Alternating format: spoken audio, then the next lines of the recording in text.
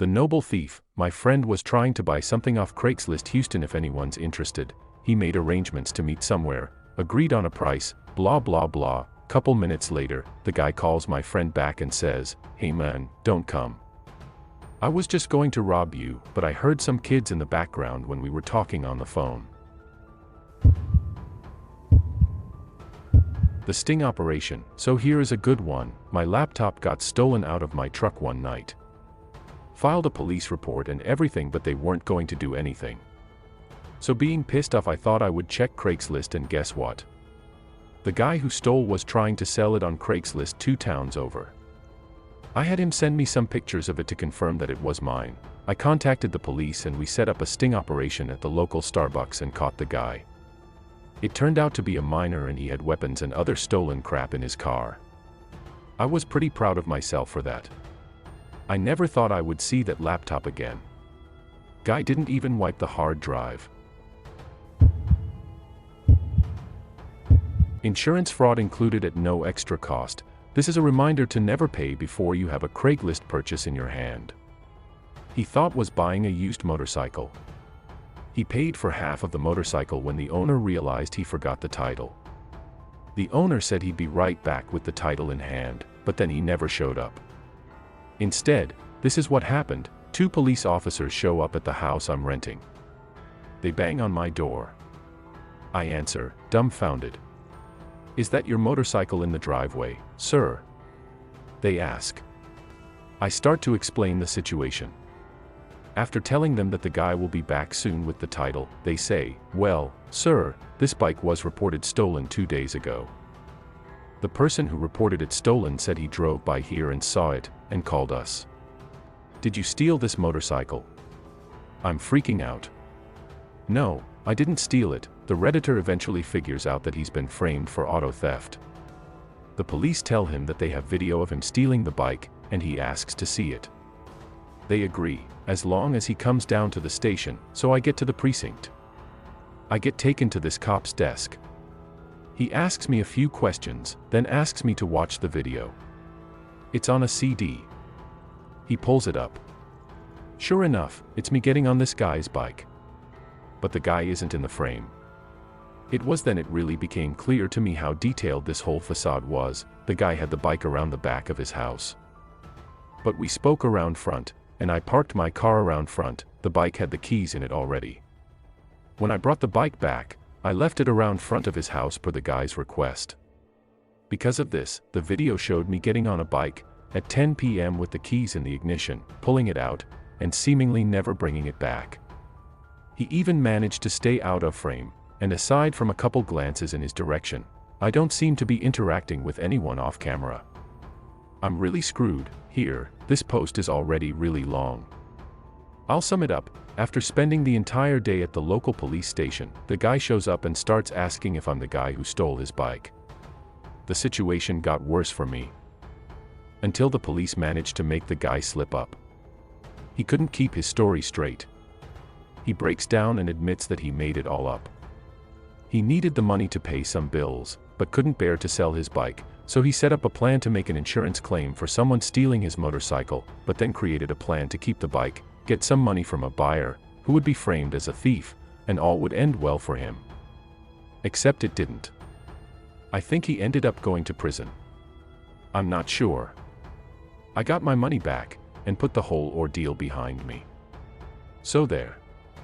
That's my creepy Craigslist story.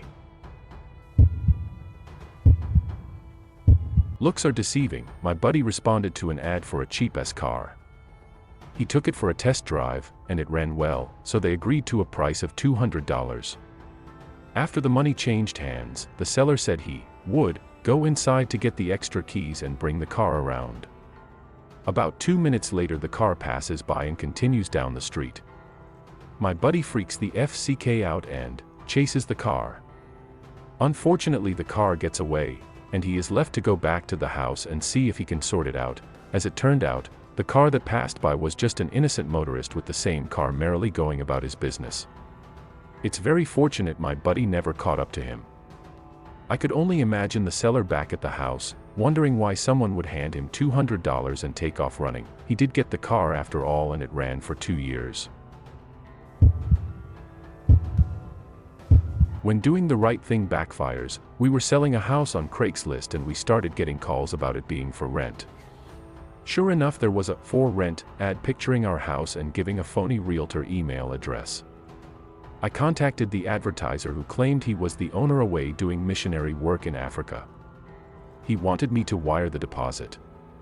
I played along with some back-and-forth emails until he got suspicious and stopped communicating. We reported this fraud to Craigslist, who responded by blocking our email address. Now when we use Craigslist, we have to use a different email when placing ads. The cursed ring. I had an engagement ring that I purchased that was never used because he left me for my best friend about 2 months later. But because I purchased it, not him, I kept it. Well, at that point I figured I'd never actually get married, so I tried to sell it. I'd gotten it for a steal, pre-owned, so was selling it for between the value of it brand new and what I paid for it, so I was making a slight profit. Guy is very interested. He meets up with me at the mall. We go to the jewelry store it came from. They verify it is, indeed, this $2,000 ring that I am selling for $1,200.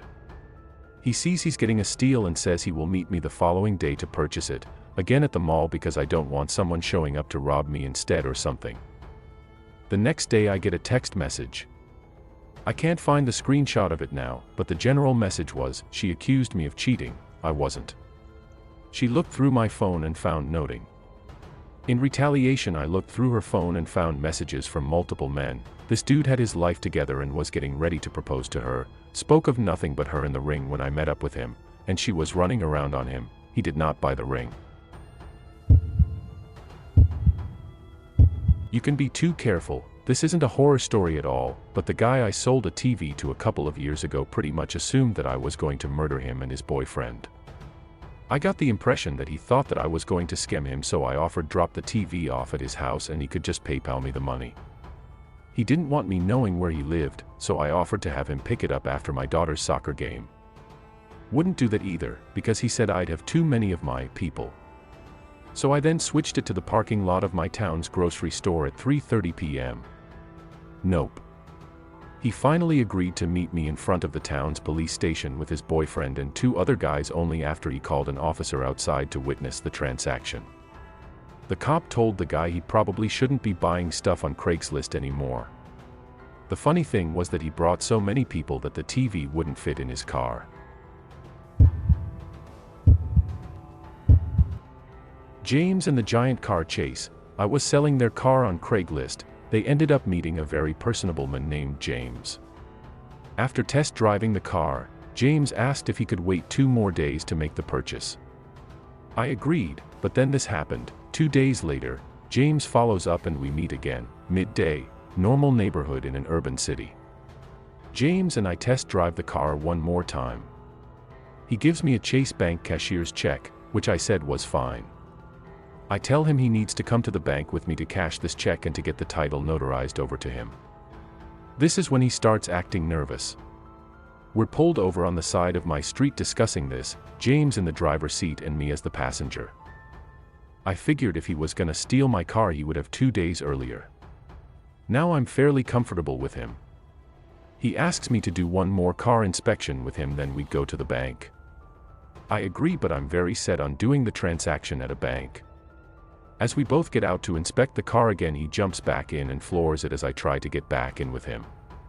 He pulls away quicker than I can react, passenger door wide open. The Redditor called the police, and ended up in the back of a cruiser. The guy gets away and the officers drop me off at the police station to file a report. I file an insurance claim too and am so mad at myself for letting this happen.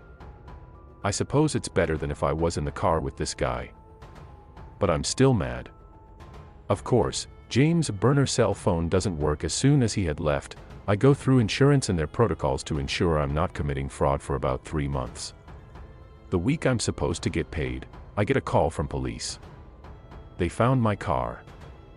3 states over. James was working with a partner in crime. Don't remember his name. Let's call him Dickface. James stole the car and gave it to Dickface to sell, so it wasn't traceable back to James, and Dickface would have plausible deniability if he was ever questioned. Well, Dickface sold my car to an average Joe who actually did have a daughter in college who needed a car. The daughter tried to register her new car at the DMV and it came up as stolen. So the cops arranged for me, the average Joe, and Dickface, whose contact info average Joe had, as he paid him with a check and there was a paper trail, to meet with them at the station for a little chat. Dickface denies any involvement with James but agrees to give us the money back that average Joe paid him if he can just leave without any problems. We all agree to this.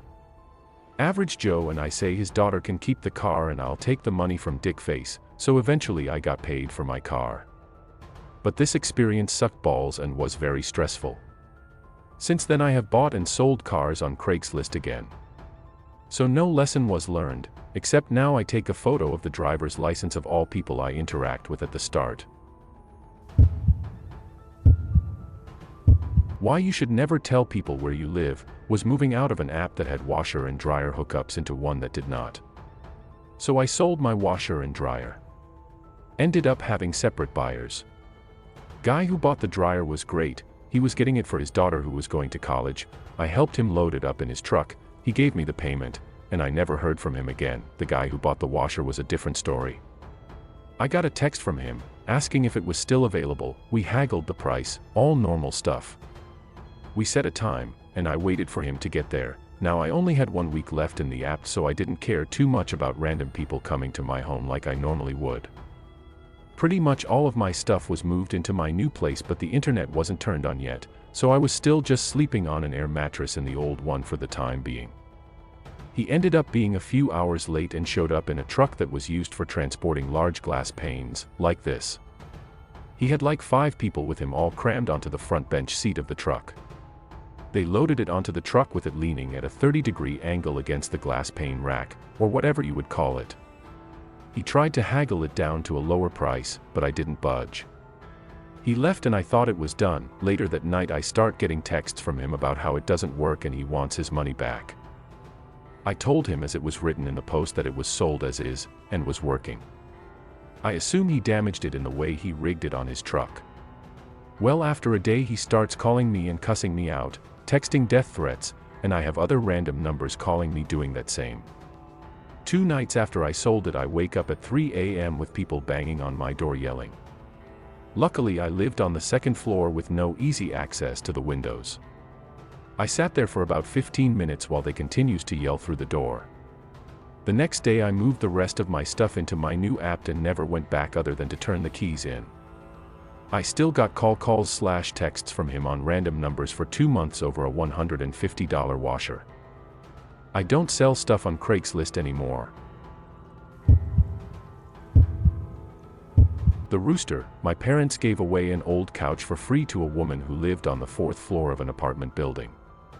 She took it from them on one condition: she didn't want to carry it up the stairs, so she told my parents that she would pay them to bring it up for her. Being both a bit strapped for money and just generally nice people, they agreed. They bring up the couch while the woman watched, and when they asked for their payment, she asked them, "Do you like roosters?" Instead of giving them money, she handed them probably the creepiest carved wooden rooster I've ever seen. This thing looks like the abyss gazing back at you. Then, she ran back inside. The whole situation was so ridiculous that they weren't even particularly pissed, and it's still in our house 13 years later.